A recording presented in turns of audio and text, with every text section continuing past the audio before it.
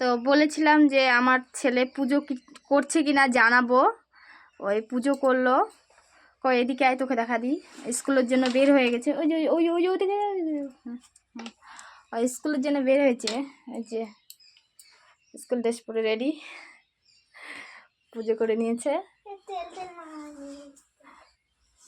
যাই হোক, তেল মাখছে, ক্রিম মাখছে, মানে আজকে প্রচুর ভদ্র হয়ে গেছে হয় প্রচুর ভদ্র। একদিন ভালো, 5 দিন খারাপ। এই যে আজকে ভালোভাবে পুজো টুজো করলো, স্কুলের জন্য বের হলো, মানে আজকে বাবাই বলে দিয়েছে, সকালবেলা বাপে বলেছে যে তোর মায়ের শরীর ভালো নাই, সে কারণেই হয়তো আজকে কথাটা শুনলো। দেখা যাক আজকে দিনটা কি করে, আর কালকে আবার দেখা যাবে। আজকে পুকুরে ভিডিও করতে যাবো না।